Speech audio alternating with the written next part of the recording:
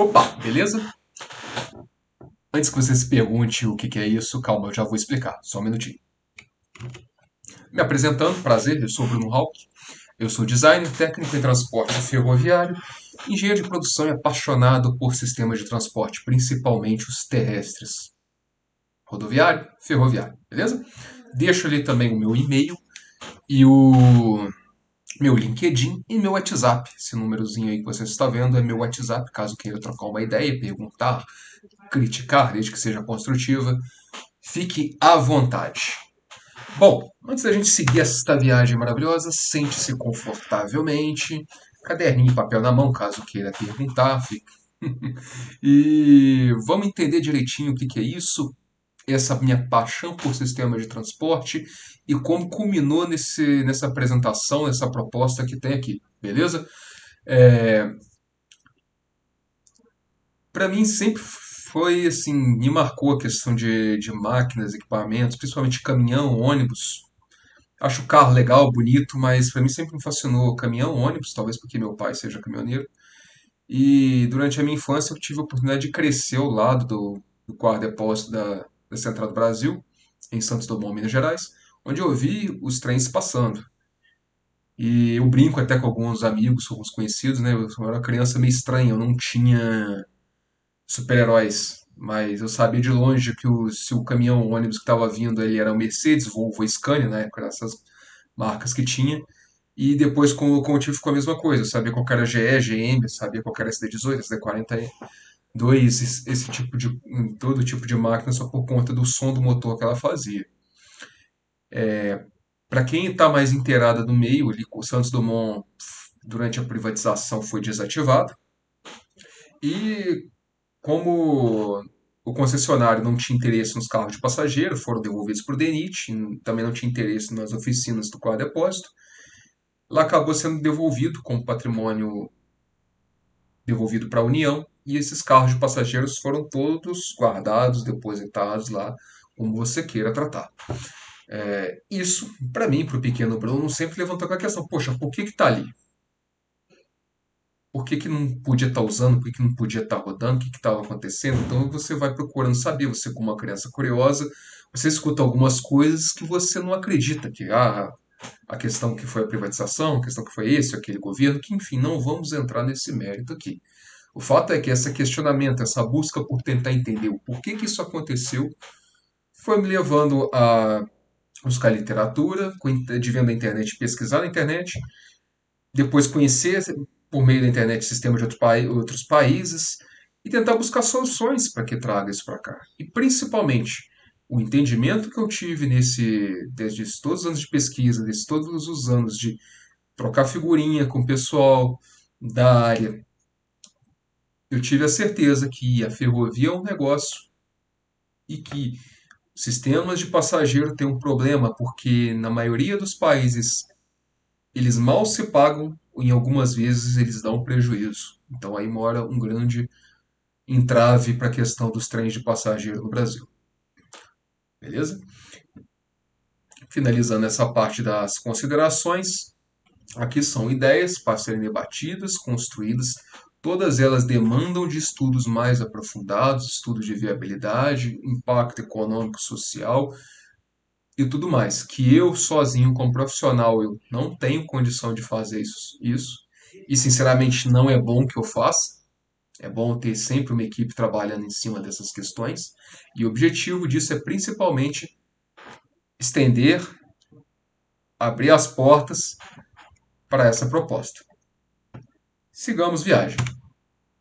Primeiro vamos começar a entender esse tal trem. A gente está acostumado a ver quem mora em cidade que passa trem está acostumado ali a ver a beira da linha, faz um barulhão, trava o trânsito, o povo fica puto, o povo xinga.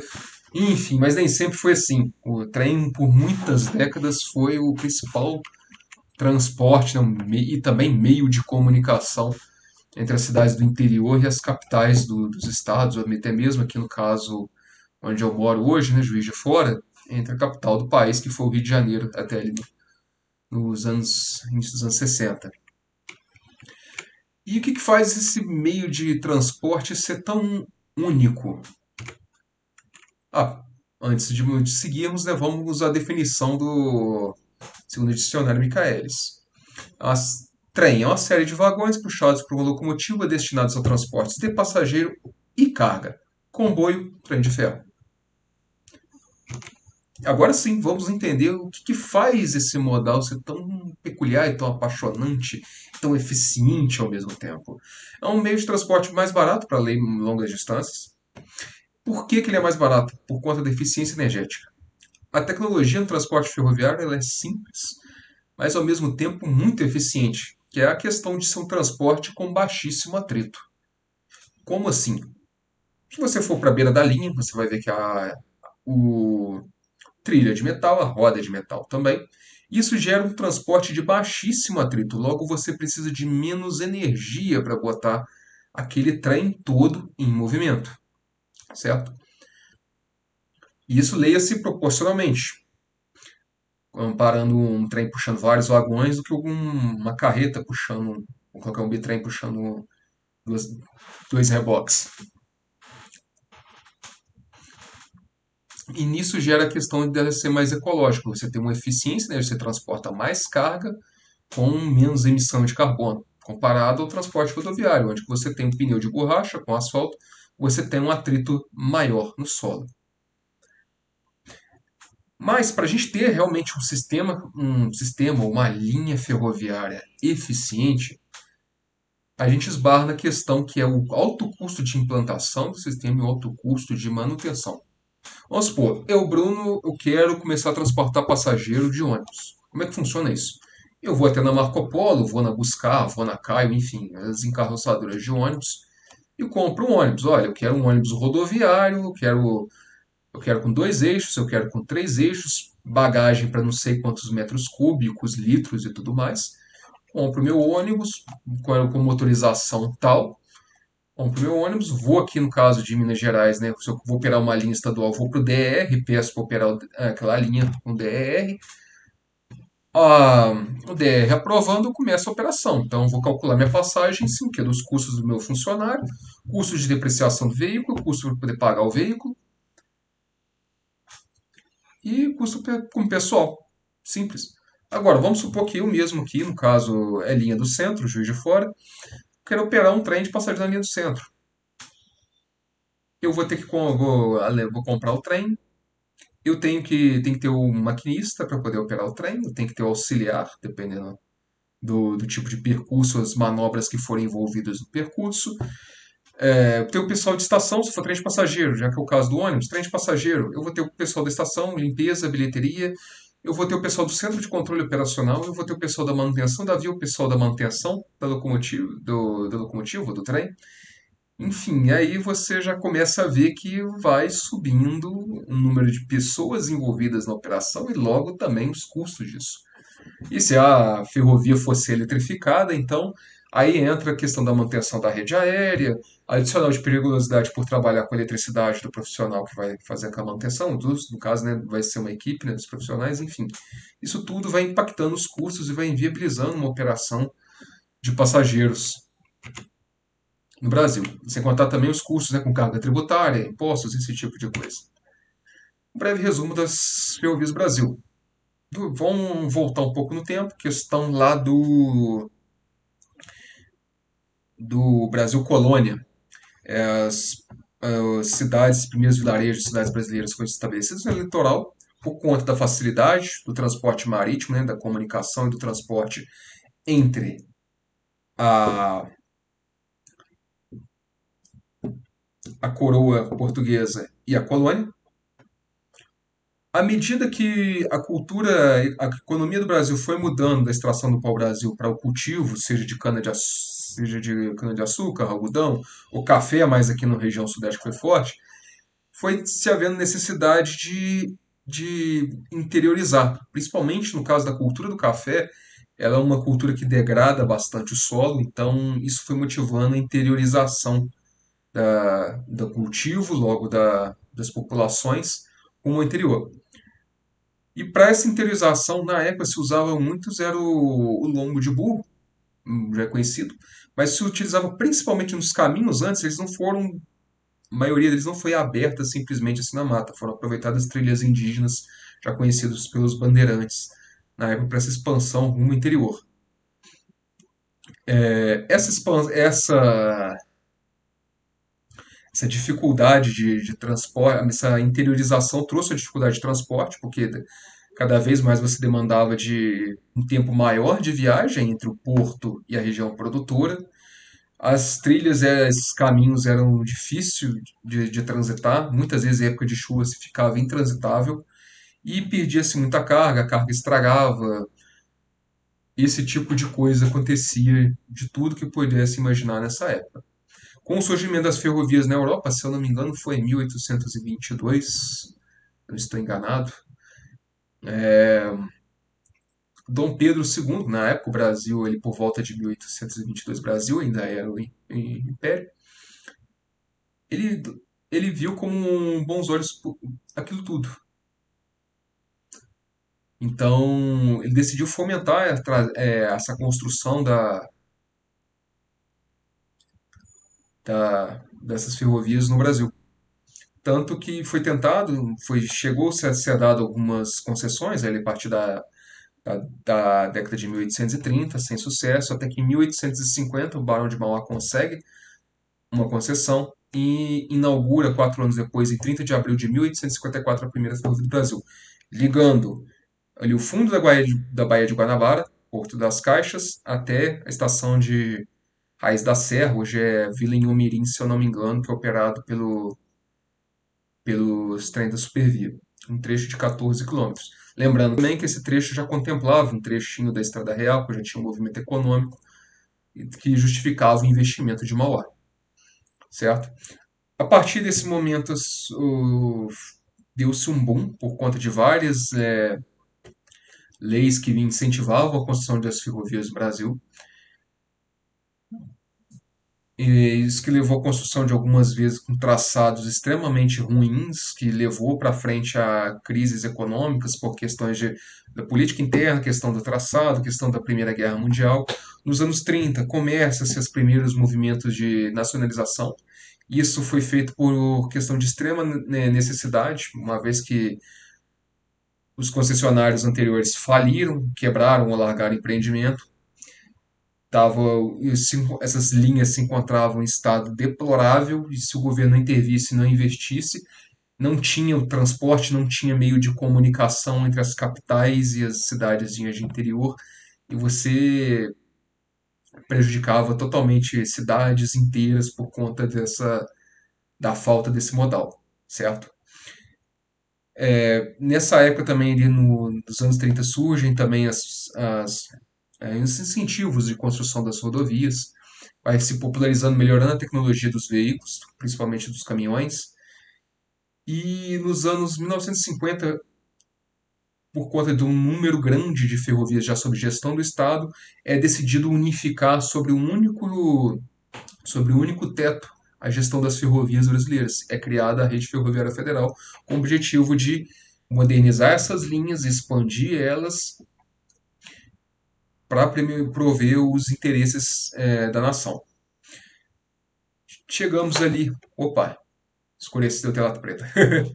Chegamos ali nos anos 1990, a Rede Ferroviária Federal estava com um prejuízo enorme acumulado ao longo de vários anos de operação. O governo, na tentativa de se reestruturar, de equilibrar as contas, dá início ao processo de desestatização, onde a Rede Ferroviária Federal é incluída, e ela é privatizada a partir de 1996, certo?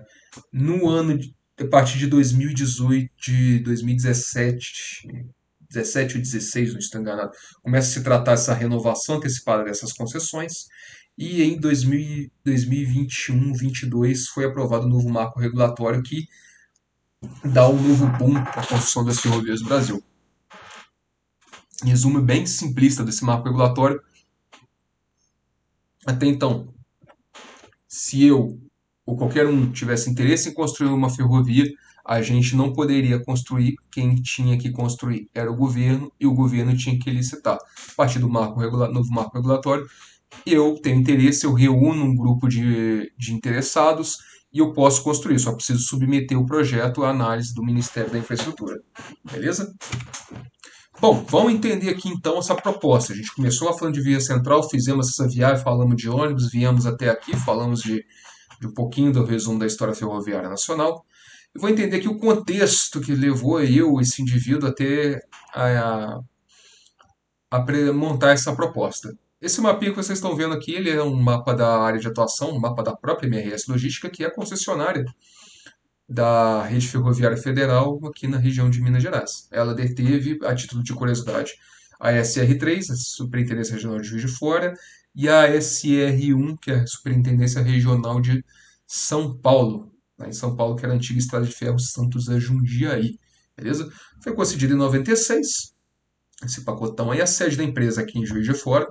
O centro de controle operacional dela também fica aqui, toda a parte administrativa dela fica aqui. O principal produto transportado pela empresa é o minério de ferro produzido aqui na região do quadrilátero ferrífero. Não sei se vocês vão ver meu mousezinho aqui, mas ele está aqui em cima na região aqui de... Qual que é o nome que está aqui? Engenheiro Lafayette Bandeira. Beleza? Aqui nessa região, rumo aos portos do Rio de Janeiro. Principalmente aqui a Guaíba, que está cá embaixo, Porto de Guaíba. Certo?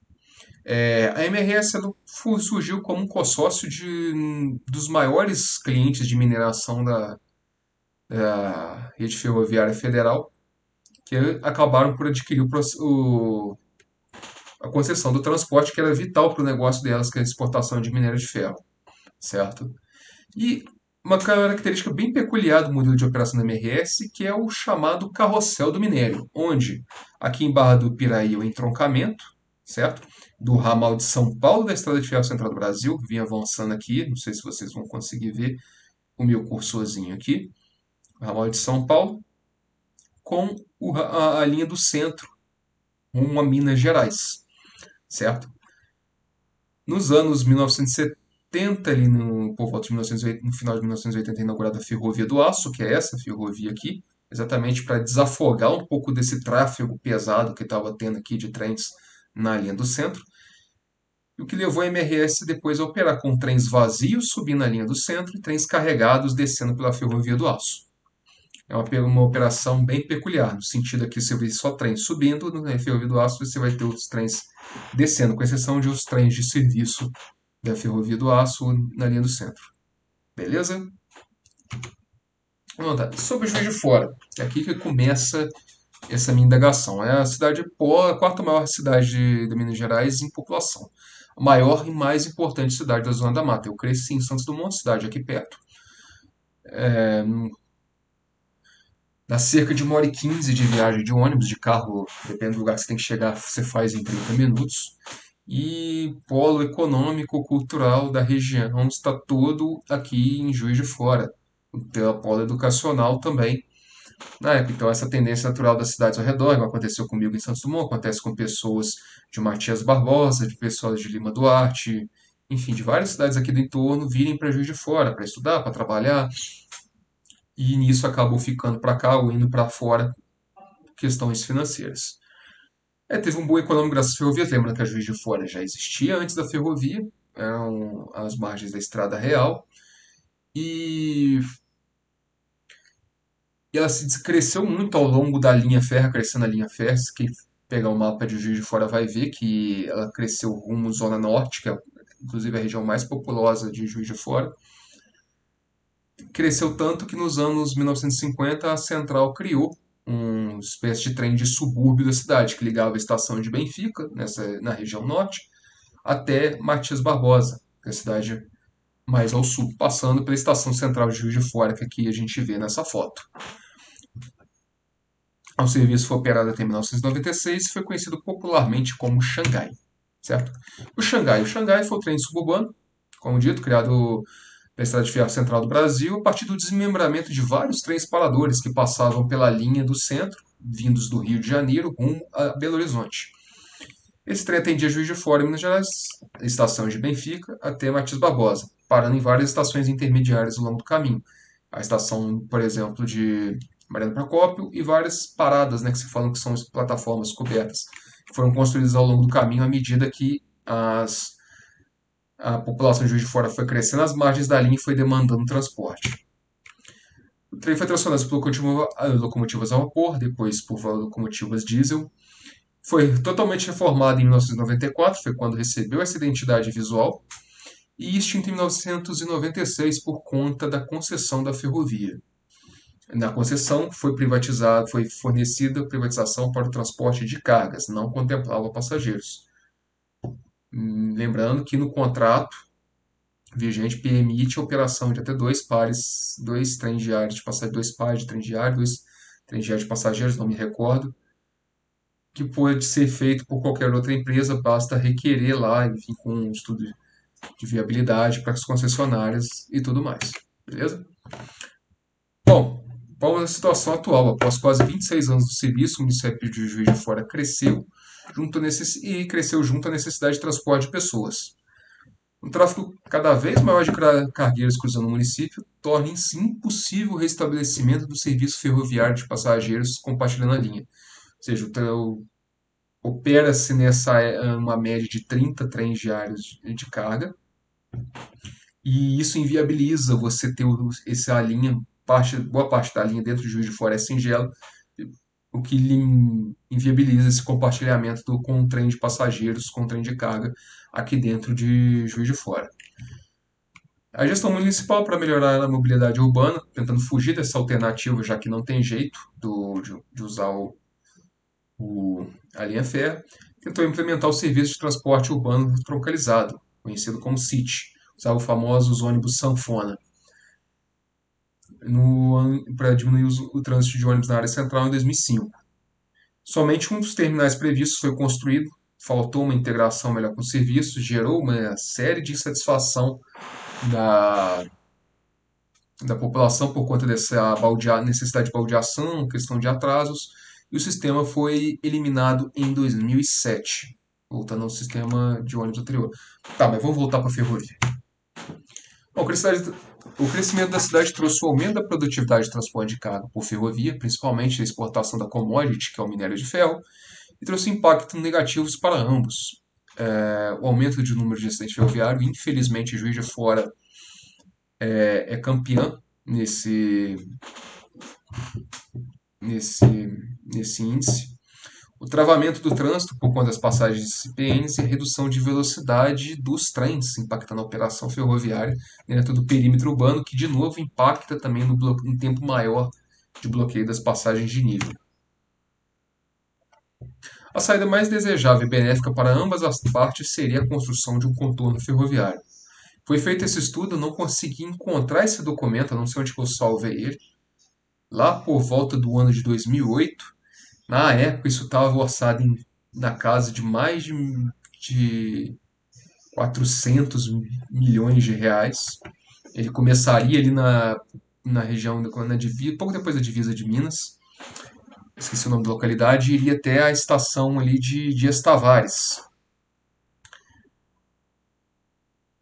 Então, ou seja, contemplaria Matias Barbosa, contemplaria uma série de cidades ao longo do caminho aí. Bem, voltando aqui ao texto, a grande extensão do trajeto aliados ao relevo acidentado da região tornaram o projeto inviável para implantação. Viável por questões econômicas, principalmente. A saída foi entre a prefeitura, o poder público e a concessionária foi mitigar os conflitos urbanos através da vedação da faixa de domínio, construção de muros e passarelas, eliminação de passagem de nível, construção de passarelas e viadutos, em parceria com o governo federal, também com o governo municipal. Mesmo diante da inviabilidade financeira, a Prefeitura de Juiz de Fora, PJF, no seu plano de mobilidade urbana, pela MOB JF de 2016, prevê em suas ações de longo prazo o uso do leito ferroviário para um novo modal de transporte. Ele não estabelece, esse plano MOB não estabelece qual, ele estabelece que é de longuíssimo prazo, certo? Ele deixa uma parte lá falando para não usar o leito para outro tipo de modal, o que eu acho extremamente válido, certo? E aqui eu coloquei o trecho, a capa do Plamob publicado em 2016, e tá ali, ó. Vou ter que aproximar, tá? Incorporação do leito da ferrovia para a implementação modal de transporte e criação de espaços públicos. Eu só fico com essa. Como a gente disse lá atrás, das características do transporte ferroviário, o que me causa preocupação com isso daqui é de acontecer, igual vai acontecer em várias cidades, você arrancar a linha para poder fazer uma grande avenida para poder desafogar o trânsito. Isso é uma solução pouco eficaz para a questão de transporte, até porque, por exemplo, se for implantar um BRT, o BRT é um sistema de média capacidade, o trem já é de alta capacidade, certo? Avançamos. E aqui vem o recomeço. Eu vejo essas histórias, o tempo que eu acompanho mesmo, tanto de ferrovias do mal, por assim dizer, né? Parafraseando o blog do Ralph Gibrecht, não sei se eu falei o nome dele certo, tá? Do Estações Ferroviárias. Eu comecei a pensar nisso, falei, poxa, transporte ferroviário, vamos falar como técnico, transporte ferroviário, ele tem um alto custo de implantação, ele tem um alto custo de manutenção, e você vai precisar de uma parceria público-privada, PPPs, para poder manter ele. Mas será mesmo que é necessário? Será mesmo que é viável nisso? E como fazer? No caso, como eu convivo muito com essa região aqui, Santos Dumont, Juiz de Fora, Santos Dumont, Juiz de Fora, Barbacena, eu comecei a minha cachola para começar e comecei a pensar nisso, no base do que eu li, alguns modelos, e eu fomentei a primeira ideia, aqui propriamente dita. Nós viemos da Via Central, vamos para o Xangai, calma, meu jovem padawan, tudo vai se encaixar perfeitamente no final, calma lá. Bom, vamos seguir. Nada mais é que o ressurgimento do serviço Xangai para transporte urbano de passageiros, onde o trem funcionaria integrado com o sistema de ônibus da cidade de Juiz de Fora, certo? É fundamental, quando a gente está falando de questão de transporte de pessoas, você ter a integração tarifária do sistema. É um pouco para que eu possa permitir que, por exemplo, a pessoa ali do bairro Nova Era, o ônibus não tenha mais que vir para o centro, ele vá até na estação que tem ali no bairro, ele faça esse desembarque do ônibus, embarque no trem pagando uma passagem só. Isso vai fazer com que as pessoas deixem de usar os seus veículos, deixem de usar as motos, deixem de usar motos e passem a usar o transporte coletivo. Lógico, nós temos também os índices de qualidade do transporte coletivo, pontualidade, limpeza, etc, etc e tal. Mas a grosso modo é isso. No caso, para incentivar a iniciativa privada a trazer, a operadora teria o direito de exploração dos terrenos à margem da ferrovia e construiria estações com centros comerciais. Do ladinho aqui nós temos a estação de Hauptbahnhof, o alemão tá bonito, em Berlim, na Alemanha. Acho que a gente pode ver aqui num pavimento algumas lojas, o pessoal aqui descendo a escada rolante, e aqui embaixo um trem, que é o ICE Express, é um expresso de média velocidade entre cidades lá da Alemanha, parado na plataforma da estação. Isso é muito importante porque você traz uma série de facilidades para os usuários, além daquela questão do transporte. Você cria nas estações todo um contexto de entretenimento, de socialização e de mobilidade. Você facilita a chegada das pessoas, você facilita com o fornecimento de serviços e agrega um valor para a área ao redor também daquela, daquela estação, para a comunidade, certo? Mas, mesmo bem sucedido esse conceito em outros países, no caso de Juiz de Fora, a gente esbarra no problema que é o alto custo de implantação. A gente teria um sistema relativamente curto aqui em Juiz de Fora. Fomos operar no molde aí entre Matias Barbosa e Benfica, certo? E sem contar também que aos investimentos também da faixa de domínio, a construção das próprias estações, para que possa permitir que o trem seja extremamente eficiente nessa ligação entre os modais de transporte e na agilidade de para que ele seja competitivo e prático para o usuário. Então nisso eu comecei a pensar, falei, poxa, realmente, beleza, a ideia é muito boa, funciona bem, como no exemplo da Alemanha, essa questão dos centros comerciais, das estações integradas, mas nós temos esse problema de que os custos para investimento são altos. No caso de Juiz de Fora, você tem essa questão, né, de ser um sistema relativamente curto e de ter uma faixa de domínio relativamente apertada, o que faz necessário você ter essa participação do poder público. E outra, o sistema de transporte dos trens. Por exemplo, aqui o trem o Xangai operava com locomotivas diesel. Isso, diante do cenário de 2022, quem está vivendo muito bem sabe, nós tivemos uma flutuação exorbitante nos custos de combustível que logo impactaria também nos custos de operação do sistema. Então, eletrificar sairia muito mais caro. De novo, a gente volta lá atrás daquela comparação com os ônibus, de que os custos, com toda a parte que dá suporte à operação ferroviária, ao transporte, seriam novamente impactados. E como resolver isso? E como resolver isso?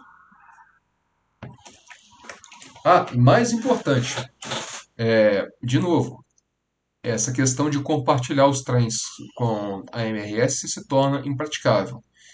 E por que que é? Porque a MRS não quer, porque tem a questão da linha. Vamos lá, essa operação de passageiros e carga ela é complexa em qualquer lugar do mundo. E o trem tipo da MRS ele é muito longo, ele é muito pesado. Logo, ele é mais lento. Alterar o trem tipo da MRS significaria aumentar os custos de operação dela, aumentar o valor do frete dela, porque você precisaria de mais trens. Logo, você perderia a competitividade aqui das minas de Minas Gerais comparadas a minas de Carajás, por exemplo. Vamos pensar de novo com um sistema. E se você compartilhar isso com um trem de passageiros, você pode fazer, a velocidade dele teria que ser mais baixa.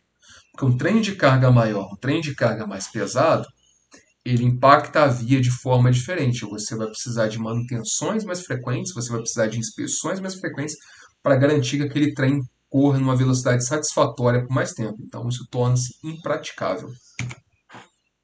Mas aí eu comecei a pensar, e se nós temos lá a questão do contorno ferroviário? Nós temos aqui a questão da necessidade de mobilidade urbana em Juiz de Fora. E a MRS tem o modelo de operação do carrossel. Sobe vazio linha do centro, desce carregado, ferrovia do aço. E se, em vez do contorno, fosse duplicada a ferrovia do aço? Mas aí, com certeza, para você que é entendido do assunto, você deve estar pensando: esse cara está maluco, tem uma série de viadutos, uma série de túneis que tornaria um custo elevadíssimo e tudo mais. Sim, a gente está falando num contexto de longuíssimo prazo. E que para uma operadora privada sozinha isso é inviável. Tenha com total consciência disso, meu jovem padawan. Não se desespere, certo? E temos que contar também o seguinte: o mercado minério é volátil. Ele teve épocas de baixa, teve épocas de alta. E a própria MRS sabe disso, tanto que ela busca investir em carga, no que eles chamam de carga geral. Carga geral para eles, leia-se qualquer coisa que não é minério de ferro. Só que ao chegar na região metropolitana, se você vê o mapinha lá atrás de novo da MRS, vamos voltar tudinho, sabe, faz ao vivo. A gente voltar aqui para esse mapinha da região metropolitana aqui da MRS, quando ela acessa Belo Horizonte, essas várias linhas aqui, por exemplo, essas linhas de K, que é a linha mineira da Leopoldina, elas estão desativadas. Essa daqui é a Vitória Minas, ela funciona, mas é em bitola métrica. Essa daqui é da FCA VLI, que funciona também em bitola métrica. Você tem essa questão da diferença de bitola, que torna praticamente inviável esse intercâmbio de cargas com as outras ferrovias, com grandes commodities. Explorar outras commodities de forma eficiente. Beleza? Então, feito nisso, pensei o seguinte: vamos pensar de novo, pessoal, como sistema, como a construção de um sistema ferroviário nacional. Nós temos a Norte-Sul, que vai ligar ali Estrela do Oeste, no interior de São Paulo, ao porto de Itaqui, no Maranhão, certo? A parte do tramo sul da Norte-Sul está licitado sob gestão da Rumo Logística. A parte norte ali até a Sailândia, se eu não me engano, onde se entronca com a Estrada de Ferro Carajás, é a administração da VLI Logística. Essa espinha dorsal ferroviária, ela visa atender principalmente a nova fronteira agrícola do Brasil, e ela tem um potencial gigantesco para trazer também contânia, produto acabado. Temos que lembrar também que a Zona Franca de Manaus é um grande produtor nacional de motocicletas, eletroeletrônicos, esses produtos acabam vindo por cabotagem, acabam vindo agora podem vir também por balsa até Itaqui e de lá ser embarcados em trens rumo ao Sudeste. A mesma coisa que produtos acabados produzidos na região Sudeste podem ir rumo à região Norte do Brasil pela Norte-Sul. E isso me deixa magoado, porque a gente está falando aqui de praticamente um contorno ferroviário de Minas Gerais. Por mais que tenha integração com a VLI lá em. Não é Araguari, fugiu o nome, é lá em Goiás. Anápolis. Lá em Anápolis, a gente tem a questão de novo da quebra de bitolas e o perfil de linha complicado que o corredor Centro-Leste da FCA, que é essa linha entre Belo Horizonte e o Triângulo Mineiro e Araguari, cria para essa logística interna. Então a saída pensada foi foi a criação de uma nova perna, talvez entre sociedade, ou talvez no marco legal, uma terceira empresa construir essa ligação entre a região metropolitana de Belo Horizonte e a Norte-Sul, ou a FCA, em construção do o que eu acho que seria mais o ideal. Ideal, tá? De novo, demandamos de estudo, demanda-se de trabalho a ser feito. Seria uma remodelação da linha desse corredor centro-leste, de modo a permitir a bitola mista entre a Norte-Sul e a malha da MRS. Assim, você permite que os trens da Vitória Mina, que a VLI continue exportando pelo porto de Tubarão, o fluxo agrícola dela, e permitiria também uma nova rota de containers, de grãos, entre a nova fronteira agrícola do Brasil, ali às margens da Ferrovia Norte-Sul, e os portos do Rio de Janeiro e o Porto de Santos, em São Paulo. Certo? Então você acabaria criando essa nova rota de fluxo agrícola e de produtos acabados também. Nisso que eu disse de trazer carga containerizada da região norte para a região sudeste do Brasil.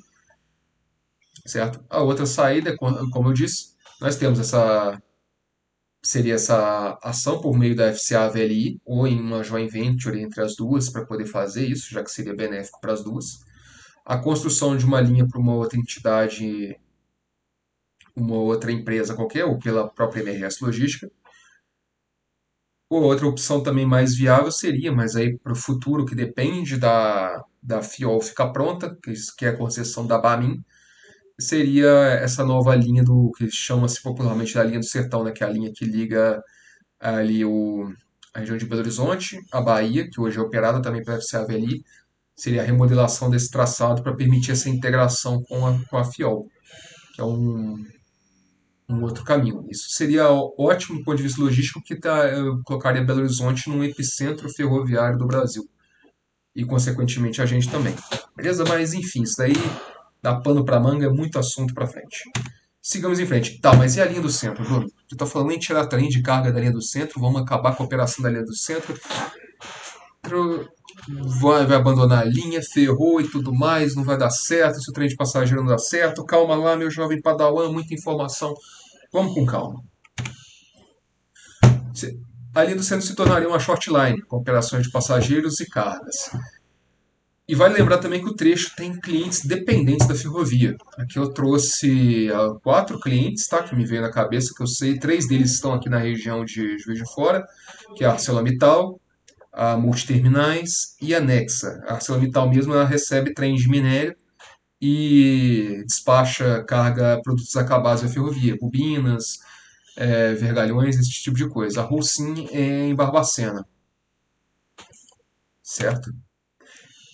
E com essa migração, com essa criação dessa shortline, ela abre também a possibilidade da gente trazer novos clientes para a ferrovia.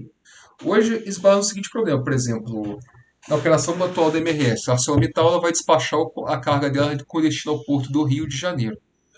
Para isso, hoje, para não atrapalhar o fluxo de minério da MRS, que é o carro-chefe, esse trem ele vai sair daqui de Juiz de Fora, ele vai subir ali até a região que tem integração com a Ferrovia do Aço, esqueci o nome da região ali, e vai descer pela Ferrovia do Aço até o Rio de Janeiro. Então isso dá um lead time maior para a carga, para entrar no planejamento, certo? Isso acaba impactando e inviabilizando muitas vezes, por exemplo, Nós temos aqui a Coca-Cola FEMSA, que ela, a parte produtora dela, envasadora da Coca-Cola, é na região metropolitana de Belo Horizonte, e manda-se caminhões e caminhões aqui para Juiz de Fora.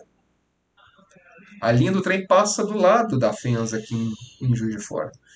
Ela não pode fazer esse movimento porque os trens não descem carregados pela linha do centro. Mais que ela tenha lá 3, 5, 10 containers para poder mandar para Juiz de Fora, ela teria que mandar pela linha do centro, descer para poder vir e subir lá, chegar lá em Barra do Piraí, subir num trem rumo a Juiz de Fora, o que inviabiliza totalmente o, o negócio da FENSA a, e o atendimento do negócio da própria MRS também, porque esse trem viria no carga geral, teria que sofrer vários desengates ao longo do caminho até chegar aqui, certo? Eu trouxe, isso mudaria com esse cenário da shortline. Você poderia, a ideia é montar trens de carga com grade horário fixo, por exemplo, sairia um de Belo Horizonte às 6 horas da manhã todo dia e o outro sairia de Barra do Piraí, em trocamento com a MRS Logística, todo dia às 6 horas. No meio do caminho eles cruzariam em um determinado pátio. Isso permitiria, por exemplo, que os supermercados BH já despachasse essa carga num container, a FENSA despachasse a carga dela e mandasse para cá. Chegaria no terminal em Juiz de Fora, que já tem o terminal da Multiterminais. Seria feito esse transbordo ou para o centro de distribuição já direto ali, ou para o caminhão para ser entregue para os lojistas, o que tornaria possível. Ao mesmo tempo que a Mercedes-Benz tem a fábrica de Juiz de Fora, que hoje só produz cabines de caminhões, ela poderia mandar essas cabines todas via ferrovia até São Paulo. Ela economizaria custos com pedágio, custos com frete, mandando essa carga via ferrovia. De novo, isso tornaria viável, porque esse mesmo trem que chegaria lá de Belo Horizonte, ele pararia em Juiz de Fora para descarregar e poderia receber esses containers ou a sua carreta, numa modalidade que é chamada de piggyback, para o trem poder transportar. Beleza? Aí tem a Dow também, que é em Santos Dumont, a fábrica deles é a usina do lado, do lado da linha férrea. Tem a Rivelli em Barbacena, que é um grande produtor de um grande frigorífico, a parte de aves e tudo mais, ela poderia mandar a carga dela ou para Juiz de Fora ou para Belo Horizonte, com esse fluxo de vai e vem. E com essa integração com a Norte e Sul, ela poderia mandar também via ferrovia para os mercados consumidores da região norte e nordeste do Brasil. Sem contar também o mercado internacional, já que o porto de Itaqui está ali no norte do Brasil, você está fácil de acessar os mercados consumidores da Europa e dos Estados Unidos. Então, da Europa e dos Estados Unidos. Está espelhado aqui, tentando me confundir, certo? Aí nisso tudo surge o conceito da via central, certo? Então, ou seja, nós temos uma linha vasta, que ela teria ali essa operação de cargas e passageiros, então eu pensei, falei, poxa, como é que seria a gestão disso tudo? Vem a via central trens, beleza? E como é que seria a estrutura da via central?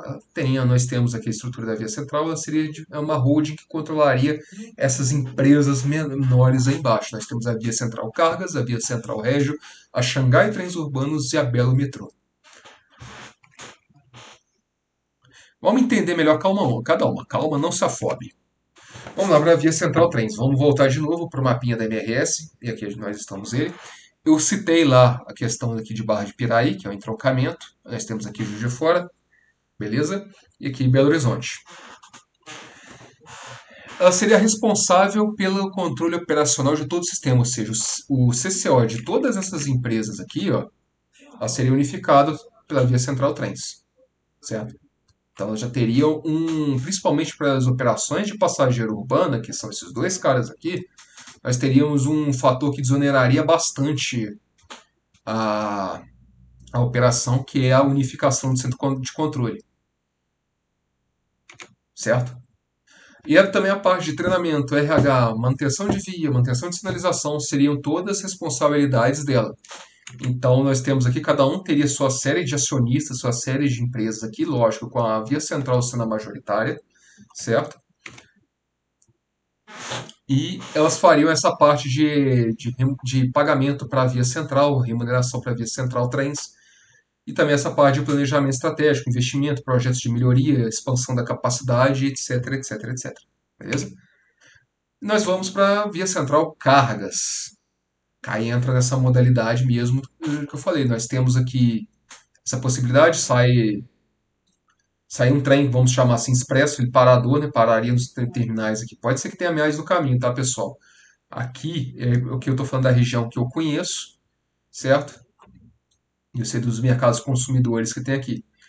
Sairia o trem às 6 horas, como deu o exemplo lá de Belo Horizonte, com essa carga geral rumo às cidades aqui da região, pararia em Juiz de Fora.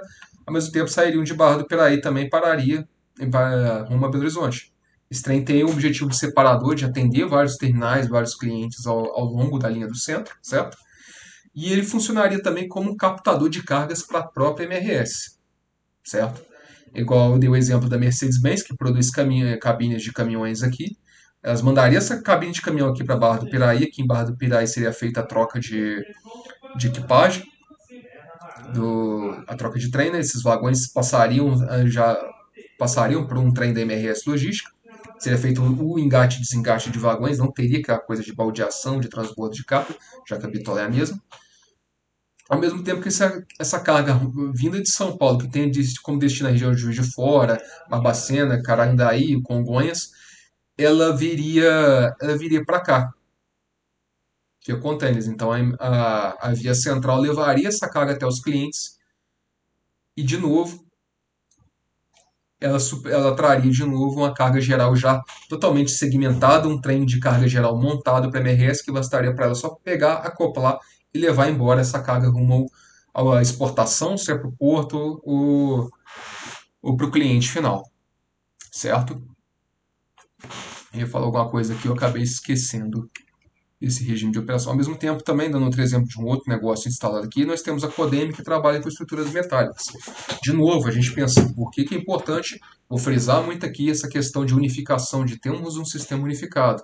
Com esse acesso dessa linha de bitola larga a norte-sul, seria possível, por exemplo, a Codem, que venceu um processo de construção de um novo terminal portuário lá em Itaqui, certo? Ela poderia mandar todas essas estruturas metálicas via ferrovia direto para lá. Embarcaria num trem da Via Central, chegaria em Belo Horizonte, seria acoplado o trem da MRS e levaria até a Norte-Sul, de lá passaria para Rumo, passaria para VLI, enfim. Tudo só fazendo troca de locomotiva e seguindo viagem. Aí, como eu disse lá, a questão da mudança de cargas. Aqui nós temos uma carreta transportada pelo regime de piggyback, onde que vai no terminal, um trator, esqueci o nome do equipamento, tem outro nome. Ele pega a carreta, coloca em cima de um vagão e vai embora. Aqui a questão do transporte de containers, que já são produtos de maior valor agregado. Aí vale lembrar também que nós temos o cliente que é a ArcelorMittal, cliente que demanda, que é dependente da ferrovia, que recebe trem de minério de ferro. Mesma coisa, não impactaria em nada o modelo de operação da MRS. Seria recebido ou aqui em cima, em Joaquim Murtinho, poderia descer a linha do centro, esse trem de minério, ou senão ele poderia descer, seguir o fluxo original dos trens de minério, descer, seguir de exportação, chegar em Barra do Piraí, ser acoplado nas locomotivas da via central e seguir rumo a Juiz de Fora e depois subir vazio. Isso são questões de operação futura. Que eu disse, mudança de cargas. E uma questão também muito inovadora que eu vejo aqui também, a questão do que pode ser explorado pela via central. Já que a gente está falando de estações com que se propõe a ser um grande ponto de encontro, revitalizar as áreas das comunidades ao entorno e fornecer transporte de qualidade e barato para as populações, nas minhas pesquisas eu esbarrei nesse conceito muito interessante no Reino Unido, que é um trem da Royal Mail. Sim, o Correio Britânico nos Estados Unidos. Viajei. Apaga, volta. O Correio Britânico lá no Reino Unido, ele tem esse trem próprio onde que é feito o tratamento, o saneamento de cartas dentro dele. Ele vai viajando e em algumas estações ele vai parando e descarregando contêineres para que os carteiros daquelas cidades, daqueles povoados, possam entregar as cartas. Depois feito isso, esses contêineres voltam para a plataforma da estação e esse trem passa recolhendo depois. Esse é um conceito que dá para ser extremamente aplicado hoje, principalmente num mundo conectado, num mundo de e-commerce, com entregas de produtos menores fracionados de valor agregado. Por exemplo, a gente pega algumas estações do Xangai, vamos eleger aqui a estação do centro, uma estação ali de Benfica. A gente elege essa como terminal de despacho dessas cargas dessas cargas ou como de coleta. Onde, com a pessoa, por exemplo, ao comprar qualquer produto no Mercado Livre, na Magalu, na Americanas.com, ela pode optar em receber na casa dela ou ter um desconto no frete e poder coletar isso na estação. Se a pessoa já é usuária do sistema de trens, por que não coletar aquilo na estação que ela já frequenta? Então ela vai ganhar essa facilidade, além de ter uma economia na compra do seu produto, certo? Então aqui vale uma explanação também, um parênteses para essa modalidade que eu achei bem interessante. Tá, vamos seguir agora para a via central régio. A proposta é a operação de trens regionais. Bom, como eu disse lá atrás, de novo trazendo um exemplo aqui do Xangai. Só um minutinho que o computador está pedindo comida. Questão do trem Xangai, certo? O trem Xangai é o trem para poder atender a questão urbana de Juiz de Fora. Então, eu não colocaria ele atendendo a cidade de Matias Barbosa, pela questão de já envolver outro município, enfim, questão de passagem, aí teria que ver a questão também como eu disse, a ideia é funcionar unificado com o sistema de ônibus, certo? E Matias Barbosa, se eu não me engano, não tem um ônibus urbano, então se tivesse já geraria um problema, porque com certeza a tarifa é diferente, certo? E a ideia seria do Xangai operar entre Benfica, estendendo no máximo até Dias Tavares, e a estação de Retiro, que é a última estação em perímetro urbano de Juiz de Fora, antes de chegar em Matias Barbosa. Matias está mais ou menos aqui, Retiro está por aqui sim. Então, o sistema regional ele entraria para poder exatamente cumprir essa lacuna para essas cidades. Igual deu o caso de Santos Dumont, que também é cortada no meio pela Estrada Ferro Central do Brasil. Quando teve a criação do Xangai, teve o Expresso Mantiqueira, que fazia a ligação Santos Dumont, Juiz de Fora. E a ideia surgiu nisso. Falei, poxa, eu vou precisar de um serviço regional para atender essas populações das cidades ao redor. Que isso impacta também Juiz de Fora, que você tem essa população variável das cidades em torno que se deslocam todo dia para trabalhar e estudar. Então, nada mais justo de que ter esse sistema. Então, aqui eu falo com propriedade da região que eu conheço bem, dado o número de ônibus entre essas duas cidades que deslocam sentido Juiz de Fora. A gente teria o sistema da Via Central Régio, que seria, de novo, para operar esses trens regionais. Aí aqui eu deixei a linha toda verde, porque poderíamos ter operação em várias outras cidades. Por exemplo, no passado já tivemos o trem, eu não lembro do nome oficial dele, ele tinha um nome carinhoso de Catajeca, que era o trem de Belo Horizonte até Conselheiro Lafayette, ele poderia ser retomado. Ah, só lembrando, tá? Aqui, esse trecho em azul é da MRS, aqui não é MRS, eu não sei se esse trecho se encontra em operação pela VLI, pela Vale, na verdade eu sei, mas eu não me recordo, certo?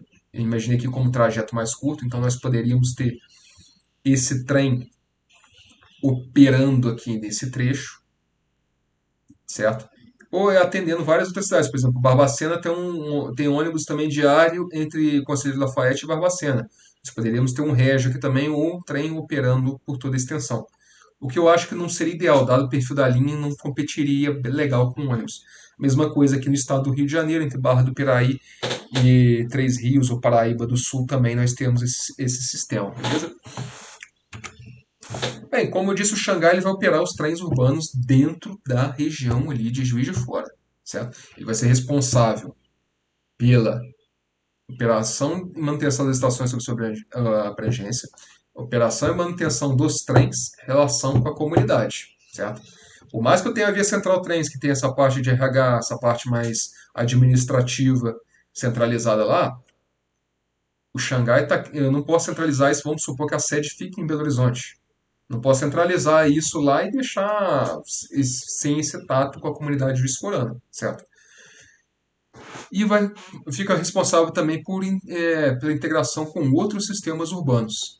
Leia-se parceria fundamental com prefeitura, com a Secretaria de Transporte, integração tarifária, integração dos terminais, a questão da segurança pública também envolver as estações, certo? E aí vamos ao último, Belo Metrô. Belo Horizonte hoje já tem um metrô, certo? Que é operado pela CBTU, Companhia Brasileira de Trens Urbanos. Tá para ser privatizado. Anos é prometida essa linha 2 metrô, e infelizmente o Estado não tem recursos para poder fazer esse tipo de obra. E aqui, eu antes disso já tinha vislumbrado essa privatização, só lembrando, isso tudo aqui está construído lá atrás, da época que eu fiz transporte ferroviário, fiz meu TCC, eu fui aprimorando algumas coisas, e agora eu organizei esse pacotão aqui para apresentar. O Belo Metrô seria responsável pela operação e manutenção do metrô ali na região metropolitana de Belo Horizonte, certo? Aí, de novo, operaria com a manutenção dos trens, integração com os sistemas urbanos da região metropolitana de Belo Horizonte. E, claro, você está se perguntando, poxa, por que eu não deixo isso tudo dentro de um só chapéu? De novo, a passagem de ônibus em um ônibus urbano em Belo Horizonte é diferente da de Juiz de Fora.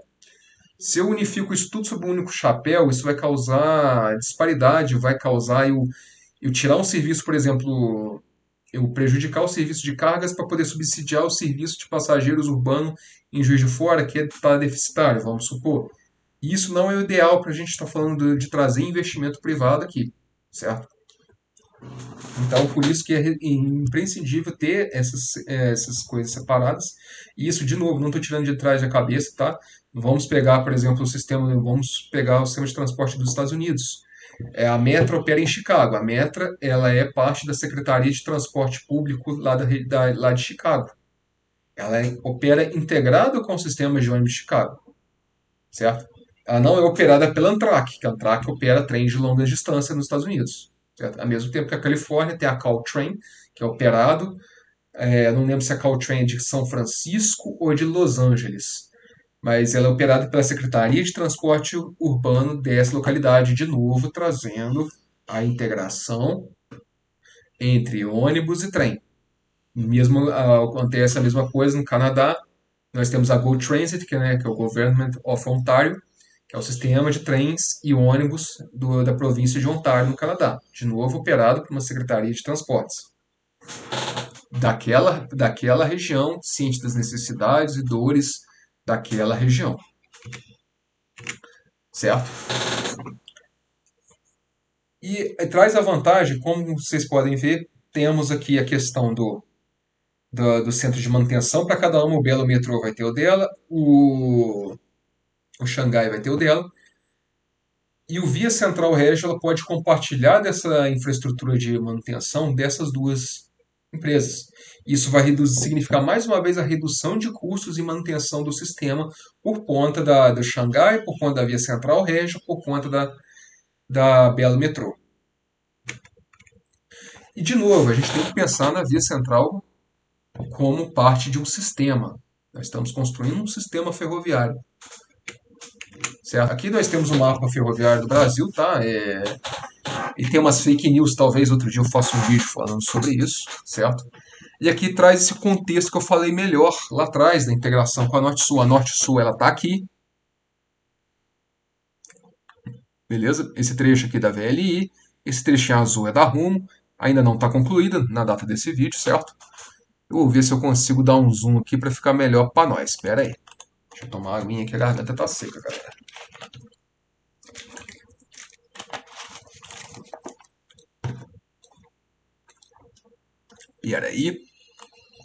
Peraí. Tá, a resolução não tá muito boa, tá? Esse mapa é da NTF.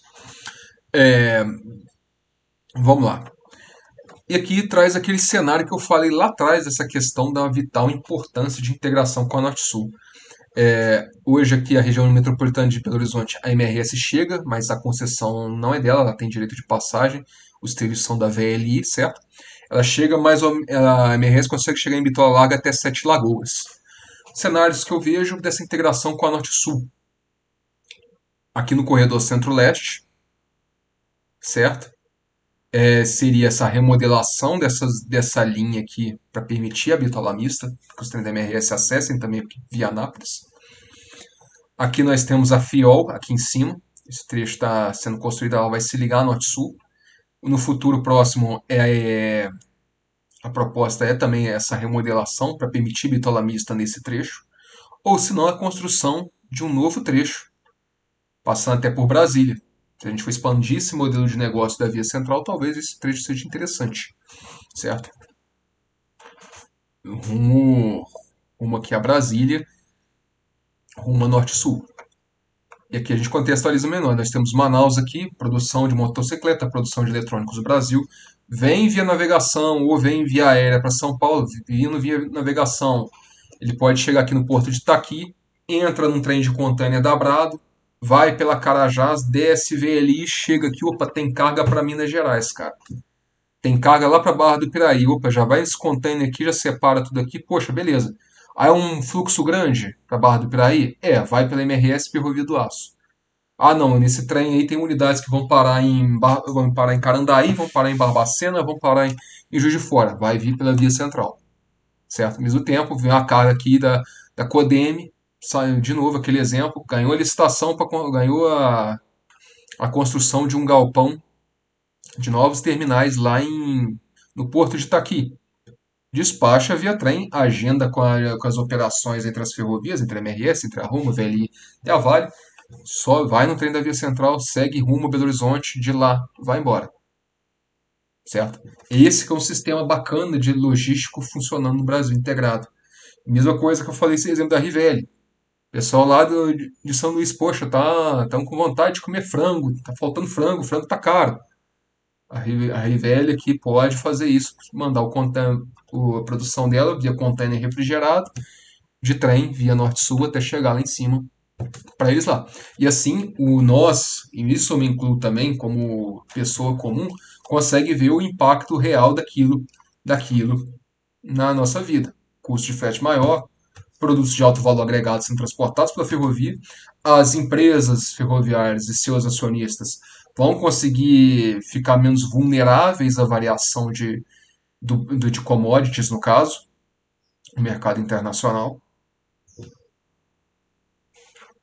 E E sem contar, sem sombra de dúvidas, você cria os empregos gerados, facilidade de negócio, trazer novas oportunidades, uma série de outros fatores também que vale a pena ser mensurado com mais calma depois.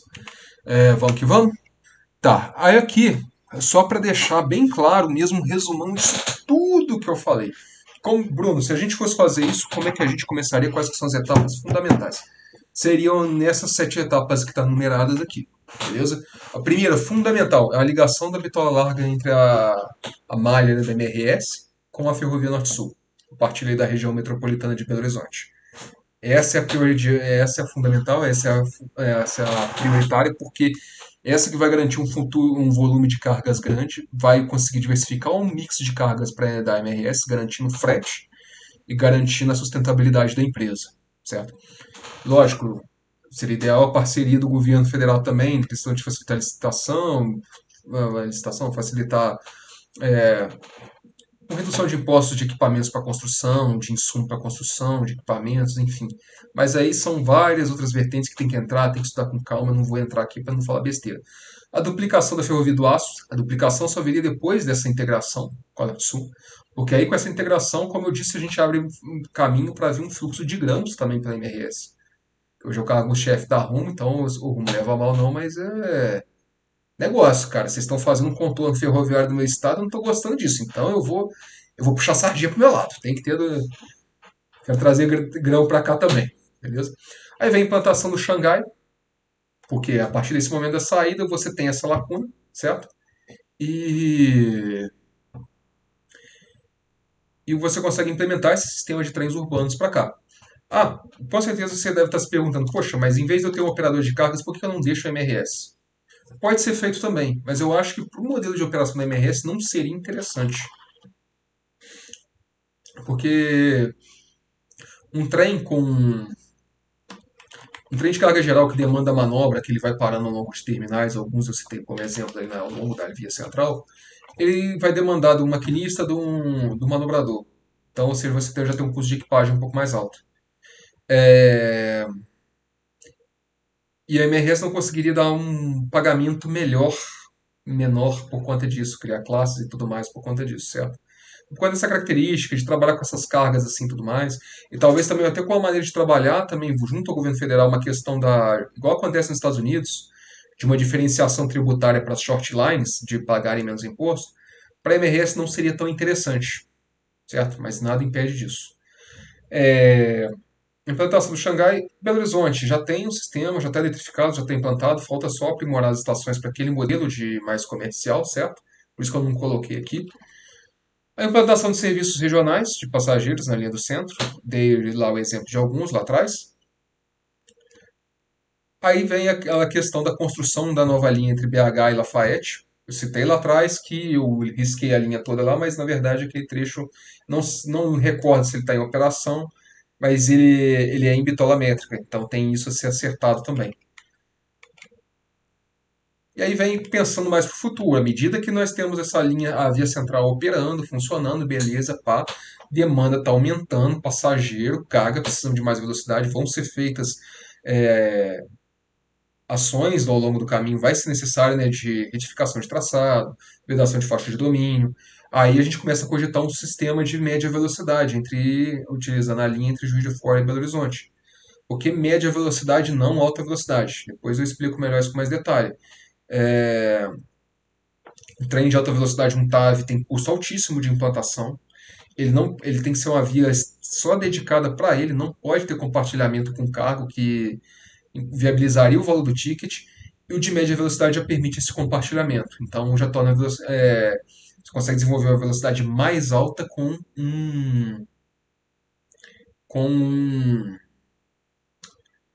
fugiu a palavra, pera aí, vai voltar.